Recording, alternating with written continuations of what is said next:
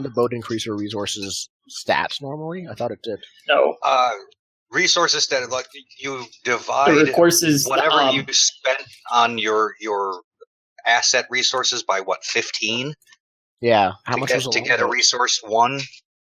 Less than 15. Because circles was 50. Okay. Circles was 40, I thought, or something. One of them was 50 and one of them was like 50. Okay. Yeah. Okay. Well, is there anything else? So the next thing we're gonna have is Ernest encountering. Oh, right, we're gonna do a Die of Fate. So there's like Matron rather looting, or telling someone to loot. Are there any other options?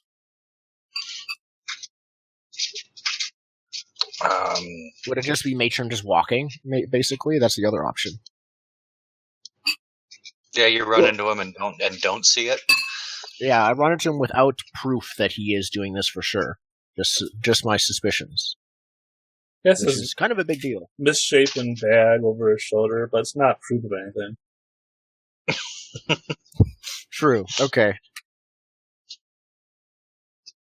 So, But would it be like, is Ernest then actively trying to find me, or is this just like a chance encounter? I think I'm actually actively trying to find you. If I didn't have, I have the time. It's like 4.5 hours until I was supposed to give my speech, and it's still like nighttime, which means it might take me some time to find you. But after seeing some people loot and knowing that you're spreading the word and that you at least know about this, I would. Right. Well, I know I was probably gonna like just spread the word, take some stuff, and then try and get some shut eye. So like, okay, you're planning on like staying up the whole time. Oh yeah, after fighting a battle. Yep. Yeah. I think there's a test in there somewhere. Okay. Gladly. Is that a fort test by chance? Yeah, I believe it is. Well played, sir. Well played. What's the ob? Stat obs are so hard. I can never freaking find them in this stupid book. All you have is that first thing on page 15 or something, or in the stat. Wait, we should wait. Are we back on? Are we off break? We should do this after. No, we're back on. Oh, I didn't even know that. Oh, we are? Yeah, I tried telling you guys, but yeah, we're back. I thought you said we weren't. We were still on break. Okay. That was a while ago. Yeah, we're back. Okay. Hello, Stream. Hello, Stream. Welcome, Internet. Okay, cool. So I will make a fort test. I would like to fork soldiering because this seems like a soldiering thing, staying up late for soldiery reasons. Yeah. And may I ask, what is the ob? I'm working on it. 1 second. Okay. I uploaded Adobe and I don't have my list of recent files anymore, so now I gotta go through my friggin' file system to find things. Oh. Burning wheel.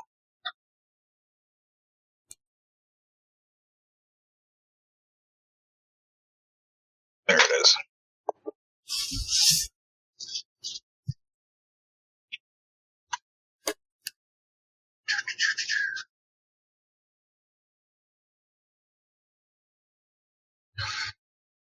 Difficulty by obstacle. Would this be a risky act or a act that requires expertise?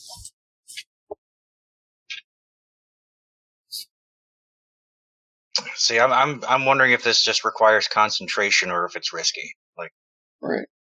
That's what I'm. Well, I'm gonna say because the next day is kind of important. This is certainly risky. So it's at least ob 4. Okay. Right. And he did just do a battle. It wasn't like a regular day staying up all night. Yeah. It was like marching, doing a battle. Yeah. Yeah, so ob 5. Okay. I'll not spend any Artha. I only have 1 persona left, and I need that in case I die. I don't know why I would die, but you always keep a persona handy in case Staying up you die. too late. Exactly. Surprise you fall asleep in the gutter, and these soldiers come by and a 6. I always spend fate because I have so much fate. I don't know what to do with it. Okay, but fail. All right. So what is that? That's like a +1 up going forward kind of thing. Fort is now 5, and I think it is. But I just upgraded my. So yeah, go ahead and just mark the superficial wound, just so it automatically does that for us. Okay. There we go. Got it.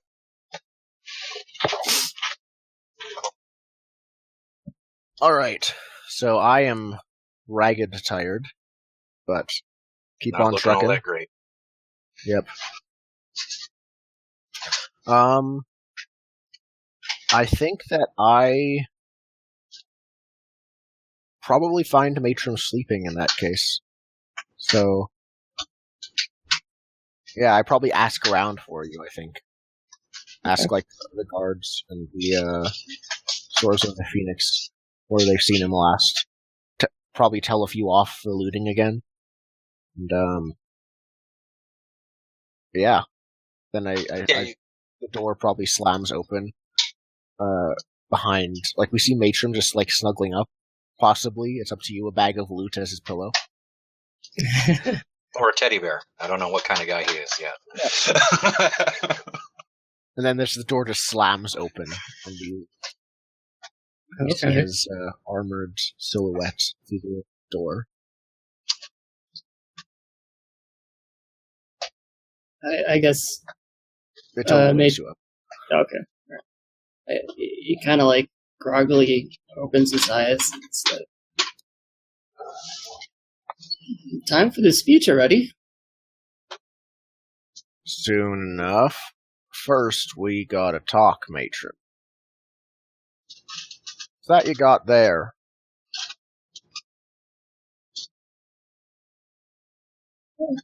Sorry, I'm just waking up. You might need to be more specific. What's in the bag? A few odds and ends. You bought these from the local midnight market, I presume? It was on discount.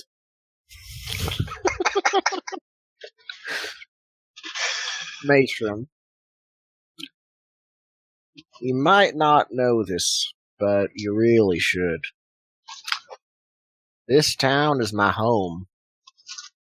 I'm from the continent, but I feel no bond to that place anymore. But I spent 3 months recovering from a life-debilitating poison here. It's more comforting to me. Its people have been nicer to me than anyone in my life. Are you stealing from those people? I'm not stealing. Just procuring. Procuring. That's weird on that. While they sleep? Or did you wake them up? I'm not actually sure if Matron would wake anyone up. The town's probably a buzz, honestly. Yeah. Did any of them get woken up on accidents? Right.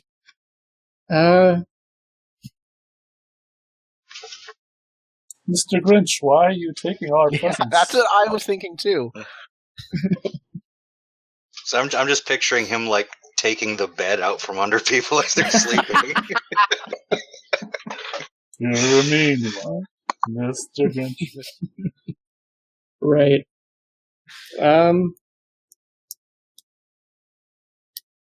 I don't think he woke people. Okay. They were probably awake already, though, but whatever. Well, I mean, there's probably plenty of places where people aren't, that there's still valuable goods to be had. Yeah. You know. Looting an entire town in a day is not possible. Warehouses, stores. So I think that Ernest just does like this. It says, Matron, you can help yourself to any other town that we come across in our warpath towards Bryansk, including the capital itself. But not my hometown, not where I know people, where I recognize people, not the place that I will return to, and I do not want them tying my face to yours. I guess he looks, he's like, I understand a home is a home. That is your share. But every city pays for itself, does it not? How would you feel if I went onto your boat and just started taking stuff because no one was guarding it?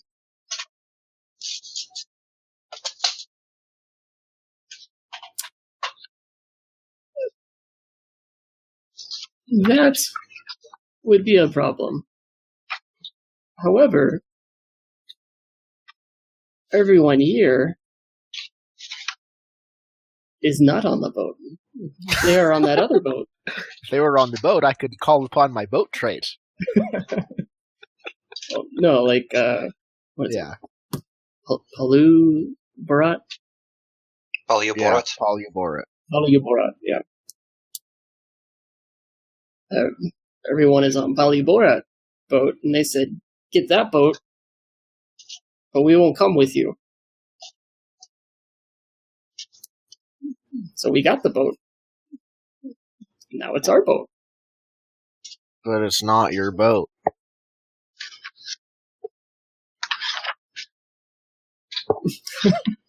You work for someone else, Matron. You have to understand, when you work for someone else, you need to do what they want and want what they want. Them keeping these things is actually better than you in the long term. This here place is a trading post. Yes, I noticed. Which means that it's a place where you're going to sell your goods that when you come back from Bryansk. You don't want to piss those people off. Mm-hmm. Leave this here, it'll multiply. Otherwise, they won't have the money to pay you for your goods. I don't work for this city. I don't work for this county. The organization asked me to help, and I am. Your share you can keep for the city.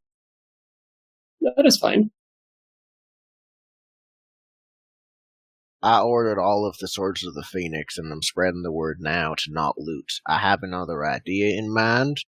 I don't know if you heard of the term donation, but these people are...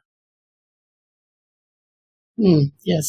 They might have seen us as saviors at one point. After I know this concept of donation. Yes. You don't think it has any merits? No. Cities can donate to me, and bad things do not happen. I understand this concept. I am okay with it. That's not what I mean, Matron. What I mean is that we, instead of bad things not happening, we already did a good thing for him. And yes, and now we get paid. But they pay us. We don't take it from them.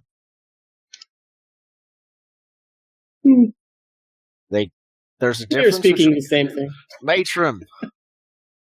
I probably grab him and I say, there is a real difference between giving to someone and them taking it from you.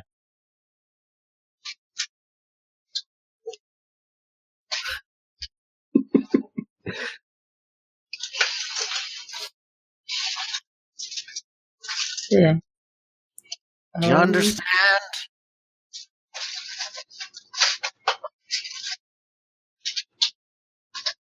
I think at this point he just kind of nods and he's like, yes, I understand. I look around. Almost like no one else. Is there anyone else in the room? I don't know how many women did you take to bed with you last night? And you want to describe Matchum's pajamas? Newfound riches. Do they have little flowers on them, or they have cutlasses? I imagine he just grabbed a rack at one of the mercenary outposts or camps. So okay. So no saucy wenches to be seen. Not this night.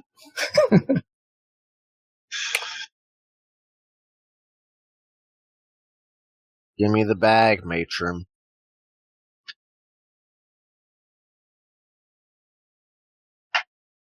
Is that going to trigger a roll, you think?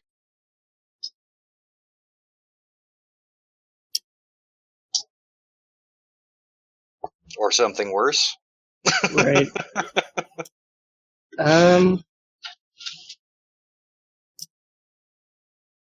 Well, we can't do a duel of wits if we're alone, because it's about... there's no point. Right. So... I think Matchum looks at Ernest as he's still probably all being grabbed and everything. He's like, you can take this bag. You can't take all the bags. I will just pick up another one.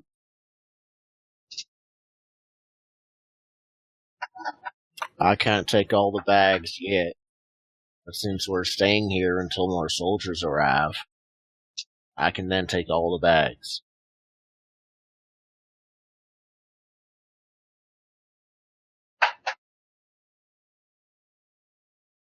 That would be a very costly idea. For who?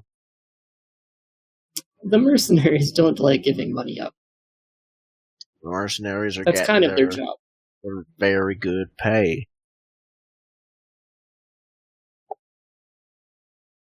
Just to double check, the mercenaries are being paid from the organization? Yeah. And everything, right? Okay. Yep. Right. So I guess... Yeah, but this is their Christmas bonus. Right. There's a Christmas bonus, but also Matchum's argument, right, has been the county has had no affiliation with this whatsoever yet. Everything here is from the organization. So we are an invading force.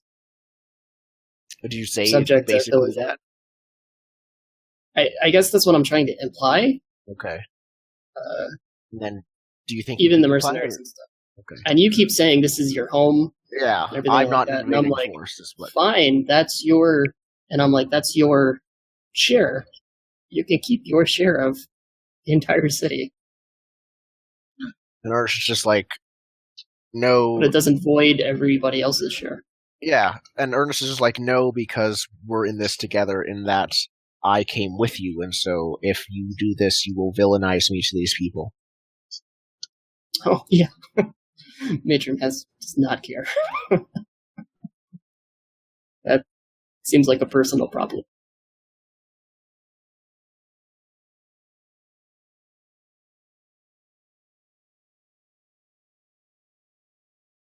Seems you're at an impasse. Yeah, I know. I need a minute to think about what Ernest does. Well, what are your instincts? Always use violence or the threat of it to get what I want. You are correct. So, I think as this argument is probably going in circles in a way, probably. Yeah. As we keep arguing the same points with each other, and at some point, Ernest, you can tell just again instinctively, he his arm is itching slower, more and more towards his mace, and he occasionally grabs it, not to draw it, but just out of anger, and grips the handle while it's still sheathed in. Right. From habit. Yeah, exactly. Mm-hmm. And then I think at one point he draws it, and then stops for a sec to realize what he's doing, and and then sort of goes with it anyways. Matron, so help me. I won't let you do this.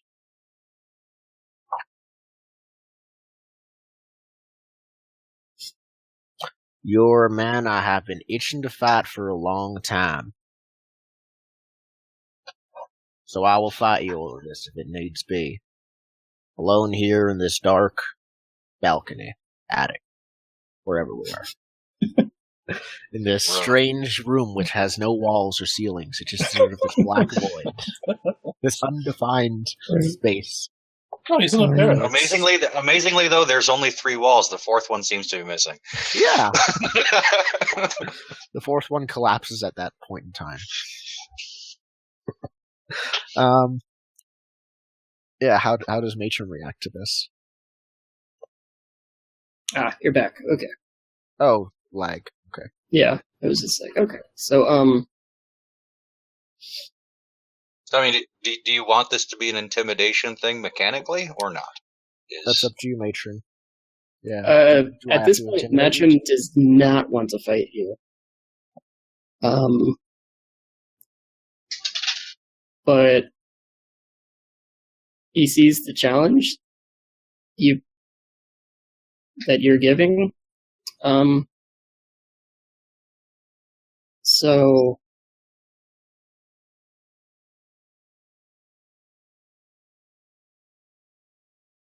yeah, I'm not sure. I think he would probably try to run a little bit to get a better position or vantage point. Ernest isn't like trying to attack you. He's just sort of like it's like he challenged you to a dual, less than he's going to attack you straight up. Yeah, he's given you an ultimatum while holding him a mace. Yeah. I think he just sort of well yeah. Is this a like formal intimidation or something? That's up to you if you think I should intimidate you. I think he. Well, are you trying to intimidate me into fighting? I'm not. No, I'm trying to intimidate. I want you to either fight me or give up the whole looting thing. And then, if you think that I should intimidate you, or you think that I should intimidate you to make you have to choose, or it's up to you if you think. It's basically, do you want to give up your agency in this situation? Yeah, right. He doesn't want to do either of those things. So I guess he kind of looks at you and he goes, telling a man directly you wish to kill him is not the best way to do killing. I don't wish to kill you, I wish to resolve this. And honestly, I don't wish to kill you at all. I've seen how you resolve things. I do not mind severely crippling, though.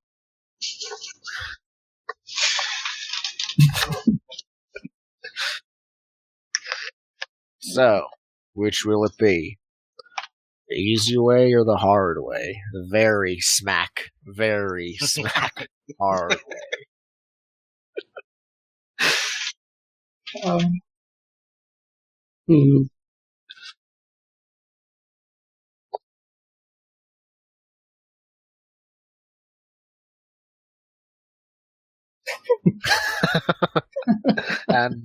and the broken trait too. Maimed. Yeah. Yeah, Matron does not want to engage at all, and so he's probably just gonna hightail it out unless something else happens. Third option, just run. Yeah. Well, what kind of skills do you have? Let me take a look real quick to see if there's any. You don't have anything like soothing platitudes or any shit like that. You'd lie to him. That's true. I guess, yeah. I have a very low lie, but I think is lie versus will or versus perception? Will. Oh, okay. A little 4, but it's still right. But you are broken in. This is true. Yeah. So it counts as 3. And you can fork persuade. Yeah. So I think. All right. So I think I start like, hands outstretched, and I say, "This seems like a," I start sort of doing like a little like boxer jump thing, like saying like, "I think we may come to some understandings here like this," and I'm trying to do all this just to lull him to like come a little closer so I could just bolt out the door. Yeah, you're like starting like to circle and trying to make it seem like it's just like I'm sort of like limbering, warming up, like fair is fair. You walk over to like put on shoot, like you just do regular waking up stuff. Okay, yeah, roll it, something like that. And so would that be would that be falsehood? If you're misdirecting, yeah. Okay. Or would it be inconspicuous? Inconspicuous is more like not being seen in a crowd, like hiding your presence. Mm-hmm. That's not. So would okay. So falsehood and probably persuade as a fork. Yep. Yeah, because this is conversation-y. Could I fork brawling? Yeah, if you're like limbering up to look like you're about to punch him. Yeah. Okay. Are you about to punch me? I thought you were not punching me. He was like getting up and stretching and like doing like jumping from foot to foot and putting up his hands. This is like a very physical action. Yeah. Okay, that makes sense. I think that's it. So 2 modifiers. How are you getting out of the room? Also, pretending I thought that would be like person in plate armor. Well, I'm not. I know, pretending to punch a person in plate armor. I'm not sure what the room's layout is, so I don't know if it's just agility or if like climbing would be part of it. I came in from the door, so I don't know how. Right, and I was trying to like. Well, it's a barracks, right? Position at the door. You're in a barracks. All right. We're gonna do. I think you're in a barracks full of soldiers. Do you really want to climb over to soldiers? I don't think there are any other soldiers. But I don't know. I'm gonna roll a D2. On a 1, you're on the first story. On a 2, you're on the second story. In like the captain's chamber. Okay. If it's gonna roll. Second bottom floor. First story. Okay. Are there other soldiers here? Because if there are, we could totally duel the foots to this. Yeah, he said he racked out in the barracks, so there's probably a bunch of people. Okay. Too late now. If this happens, and if we return to our fight in the future, then let's try to duel the it, so that can finally be resolved. Okay, so I think it's just 2. Oh wait, I think I will. Which do I have? Okay. I don't have enough persona to give persona for this. But I have some fate if I have any 6s. Okay. Okay, so Ob 3. Ob 3, okay. 3. Oh, nice. Very nice. You met the odds as well. Yeah. Cool. That was a difficult test too. Yeah, I think Ernest is just sort of like Ernest like scoffs as you pretend to like get ready to fight him unarmed. And then during that scoff, he just bolts, and I don't think there's anything he can do. He doesn't chase after you in plate armor. Mm-hmm. Well, I think like some of the false that was like, getting my weapons ready and stuff too. But I assume you brought your normal stuff. Did you bring the bag with you? No, I left that. I figured it's pretty heavy, so I just sort of sigh, walk over and pick up the bag and like put it over my shoulder, and I like go to the door frame, and then I like turn towards the guards who are probably all pretending to sleep. Yeah, and, you like pick up the bag and walk to the door, the rest of us, like the audience, can see like everybody like staring and sort of snickering a little bit, and you turn back around and everybody just shuts their eyes and pulls the covers up. Yeah. Ernest just says, "Yes, so it's clear. I won that fight, and I'm returning these, not taking them." And then I just shut the door. Forfeit, still a win. Forfeit counts as win, dude. Forfeit counts as win. Yeah. Then I think that what would he do now? I don't think there's anything that Ernest and Matrim are considered equals when it comes to authority over these mercs, right? Pretty much, yeah. They'll acquiesce to anything you say, but if there's some kind of actual order that needs to go out, it's got to go through Wiggins. Sorry, Wiggins. Okay, so I think I go find Wiggins then. I want to go find him and make sure things go my way, since Matrim's scampered off. So while you're doing that, let's flash over to Edwin for a little bit. Okay. What has Edwin been doing? The boat is loaded.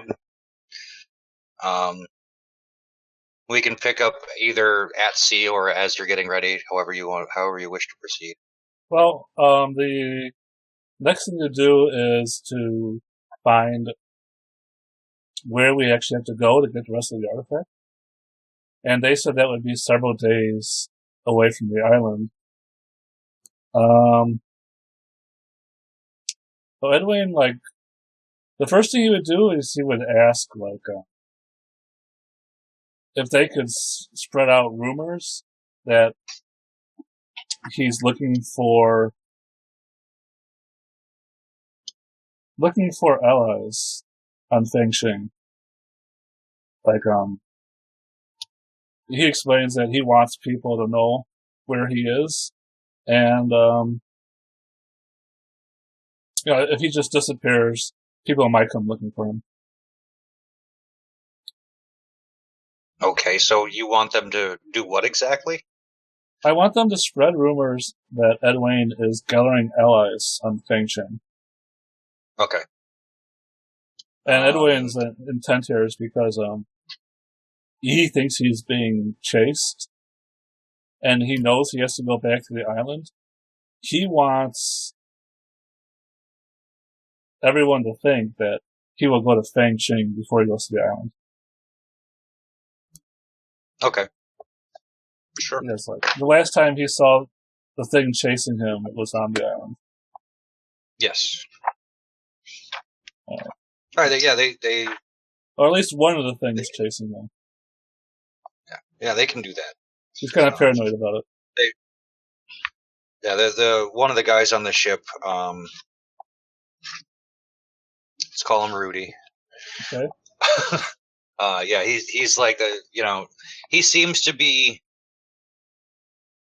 a bit more knowledgeable about how things work with secret organizations. Okay. He's like, yes, disinformation would be a good thing. Right. If we can hide where you are, then if they know that you're with us, they will think you're there and not where we currently are, which is, well, never mind where that is, but we don't know. We've agreed it's better for all of us if we don't know. But, there are people on the boat that took us to Dovin. It's better if they think that I'm on Fengxing. And besides, sure. I'm here helping you guys with this artifact, but, I have contacts that could help in the war against Bryans. Maybe, knowing that I'm on Fengxing, you guys might be able to pick up some more soldiers. So once we get underway, Edwin will start the research program on his dreams. So, okay, he hasn't really explained that he's been having these dreams. That dream that was described at the beginning of the session is just one of many that are kind of terrifying. Right. So, he has assembled his research crew, and he comes into the room on the ship, and he looks pretty angry, he's psyched himself up for this moment, and he just takes the staff and he hurls it onto the table. He's angry at it. And it just clatters across it, and he's like, this artifact is literally driving me mad. Ever since I've picked it up, I have been having strange dreams. I've been having dreams, nightmares. I've been having hallucinations after I wake up. I have been having this sense that I am not myself, or that something else is trying to act through me or see through me. At first, I tried to ignore it. I thought it was just a side effect of the stress that I encountered on my earlier journeys. But now I'm certain it has something to do with this artifact. And he talks about that recent dream he had where he encountered the bony skeleton on the throne and the carved disc it had in his hand. And he said, we know that the artifact is trying to guide me in reuniting the items, reuniting it with itself, the body and the mind. But it seems like it doesn't need the dreams to do that. The dreams might have another purpose. It might be something else trying to communicate with me, or it might be the artifact itself. We need to figure it out. And then Edwin will answer whatever questions they have. I mean, let's get to researching. You when you first started mentioning you've been having weird dreams and stuff, you got met with a lot of worried stares. Mm-hmm. But as you explain yourself, the academics in their mind kick in, and they're like, oh, that's interesting. We should definitely look into this. We didn't think that there would be a mental aspect to these things. Maybe it's part of what makes these artifacts so powerful is that they bond with the people that have them or something. So yeah, you get a lot of scientific interest in this. Good. It probably doesn't hurt that Edwin has been acting pretty sane. Okay. So I guess we're trying to find out if there's a history of having a mental bond with artifacts. If I don't know what the mythology of this world is like, but having dreams about fairy and stuff, the kind of dream would lead you to a kind of mythology in the real world. I'm not sure what kind of role this research should be.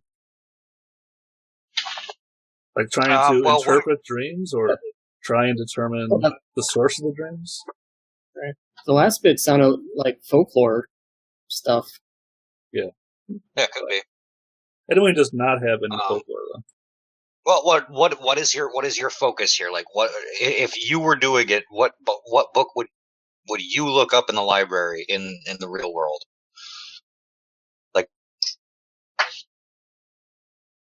Well, in the real world, I don't believe in magic. Yeah, but I'm just saying, you're having these dreams. What would you be looking into to decipher them? I guess the history of whatever we've been reading that has accounts of other artifacts. Okay. Well, would you be looking into the artifacts themselves, or elements of the dream, or what would be your focus? I guess dream interpretation. Okay. So you'd be looking into the elements of the dream. Yeah, I don't know, in today, you'd look at dream symbology, or the narrative or psychological context for the dreams. Mm-hmm. So psychology, I don't think, is really a right. That's the problem. Science of this world. There's no psychology. There's no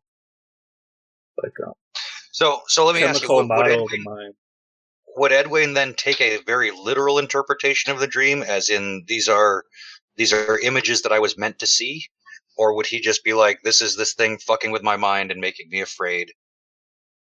I mean, it's obviously both, right? Because not all the dreams have images. A lot of it is just like this disconnected sensation.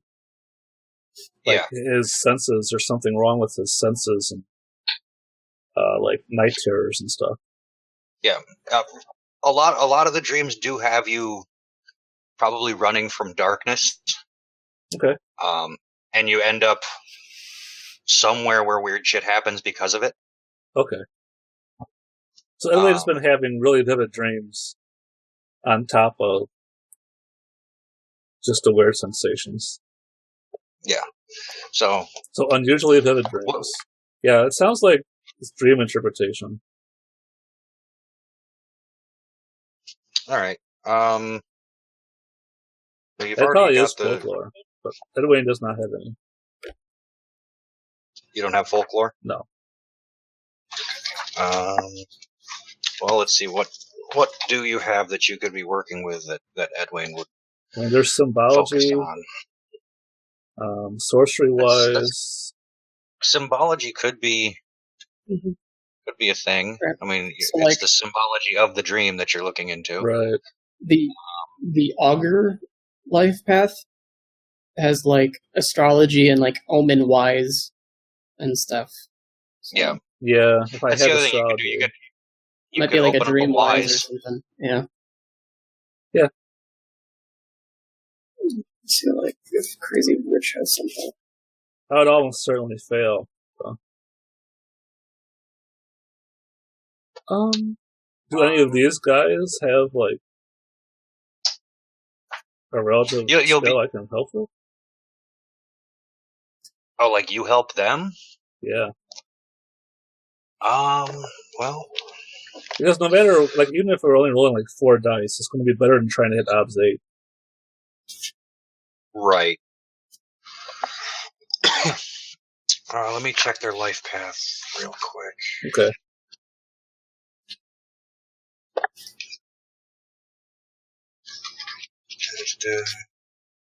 Where is it?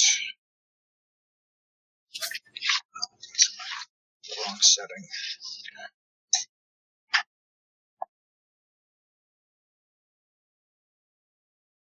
Yeah, I think either symbology or trying to help them is the only way to actually find out information. If I just want to get tests, then we can try Edwin rolling folklore or rolling for a wise, but we're not going to learn anything. Yeah. Well, a couple of these guys just have the student life path a couple of times, so okay. They've got access to history, symbology, and anatomy, astrology. Inconspicuous, streetwise, citywise. I guess that then runs into like what the sort of failed intent for information is that makes it interesting. Right. Yeah. Since you're saying I don't want to do this because I just won't get information, and right. So, what is the interesting fail scenario then here? Well, if it's like folklore, like a lot of the folklores are basically morality stories. And they could give like misinformation so that, you know, like when you meet this creature, you act a certain way, and that's actually the thing you don't want to do. You're also muted, Primar? I am muted, thank you. Western like fairy tales are like that, but if we're basing this off of Slavic mythology, a lot of like Slavic myths don't seem to have any obvious like morale or point to them. Right, there's just a lot of monsters. They were meant to. Shit. Yeah, they were meant to keep kids in their beds and not out in the friggin' forest. Yeah, there wasn't like a do this or anything to do. Okay, that. So I think here's what we'll do. But there's still descriptions. It's not gonna be a high ob. Okay. We'll do a graduated test. Okay. So the better you get, the more you can interpret. All right. Let's go. I know this isn't Burning Wheel read as written, but I remember I did introduce when I was GM that whole like yes no for 1 success, open ended for 2 success type thing. I don't know if we wanted to continue that or. Yeah, we could. Yeah, sort of spend successes as questions. Sure, it's cool. I know this isn't Burning Wheel at its heart. That's a drift of something. This is true. Yeah. Yeah, but I think graduated test sort of does the same thing. Like, the more successes you get, the more it's revealed. Like, this isn't so Right. much. Yeah, so it really is the difference between the two is Zen or Golden, the player or the GM, has the power over what part of the narrative is revealed. Right. It's like, do you feel that the higher you roll, the more obscure the information is that you get? Or do you feel that the higher you roll, the more bulk information you get? Yeah, broader or deeper. Right. Basically. Well, the reason I'm doing the I think graduated is the way to go is that I can tell you what needs to be known to move the story forward. I'll just be real vague about it if you don't get a lot of successes. Okay. You know. Yeah, that makes sense. Or you could have a very one specific yes/no question. Yeah. Okay. So what skill do you want me to roll?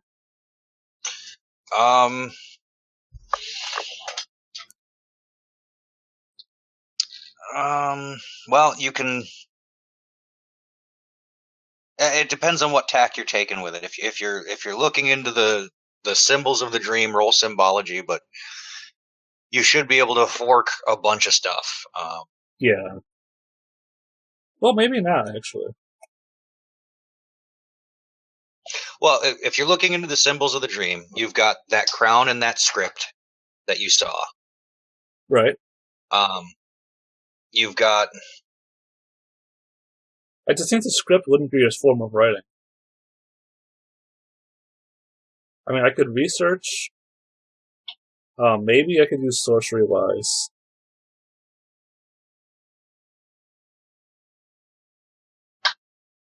Yeah, you should be able to fork in sorcery wise because your Edwin is pretty sure this has some kind of magical derivative. You know. I mean, I guess maybe obscure history. Yep. And that script may well be a language, so you can fork in foreign language. Okay. Or ancient, which one? Doesn't matter. You have ancient languages too? Yeah. Yeah, ancient. Use ancient. Alright, we'll try it doesn't symbology. matter, just one die. Yeah. Are they helping? Oh, yeah, with 2. Alright, that's everything. They couldn't help me. Okay, so this is a Hobbs 1.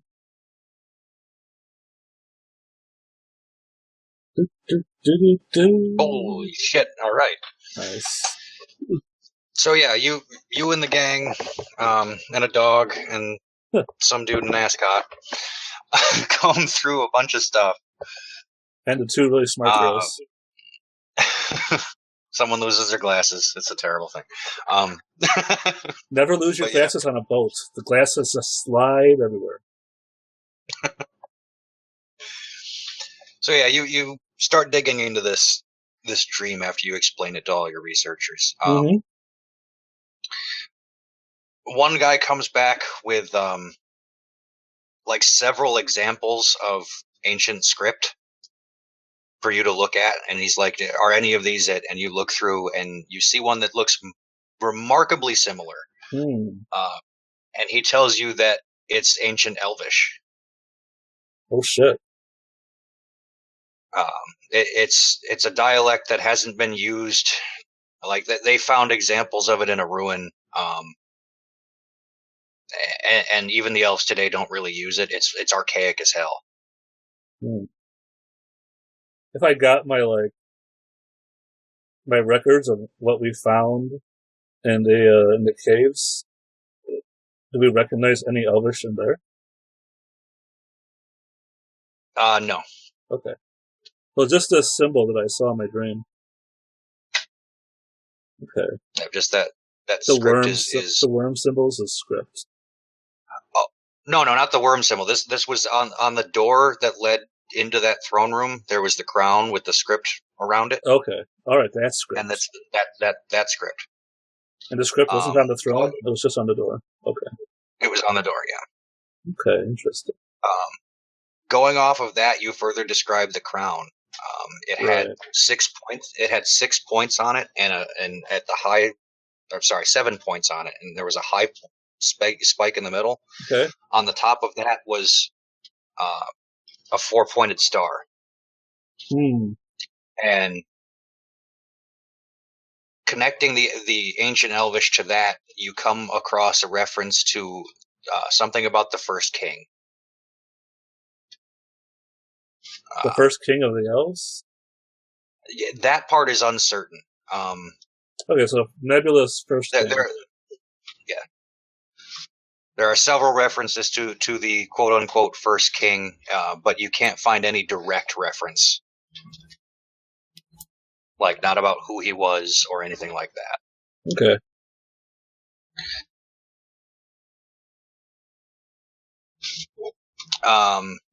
Only I had friends who were elves.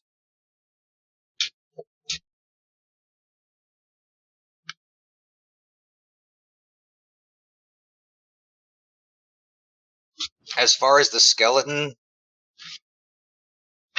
you can't be certain whether or not that was a human skeleton or an elvish skeleton. The similarities are too vast. Was it wearing clothing of any kind? No, it was just a skeleton. Okay, so a naked skeleton sitting on a throne with a stone tablet in his hand. Or it was an orb. It was a circular orb. Okay. And it had like little squiggly channels carved into it. Okay, it was a spherical orb. Okay.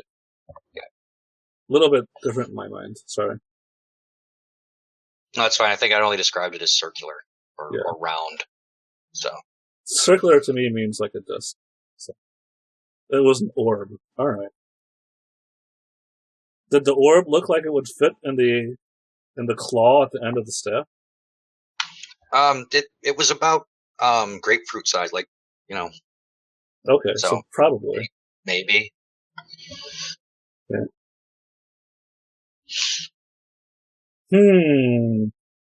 All right, well, that's spooky information. Yeah, Edwin doesn't have any idea, like, the first way of contacting the elves, so even if that would be a good idea. Does he know someone who can contact the elves? Nope. We could try. Are you sure? We could try. Can I make a circles roll to find somebody? If only there was a mechanic that. If only there was a mechanic to contact somebody who knew elves. Yeah. You know, wow. You know, that's the thing about these. That's the thing about these games. They never give you what you need. Never. It's so nebulous. Like, how many dice should I roll? There's no way. Yeah. All right, well, we can try that. Yeah. All right. Well, why don't we take a quick break and we can come back to the circles roll while I figure out the ob for that. Once you figure out, you know, who you're trying to contact. Oh man! All right. Well, I feel another enmity coming on, so we'll find out what war I start next. Apparently, it'll be the war between man and elves. So, I'll see you guys in 5 minutes.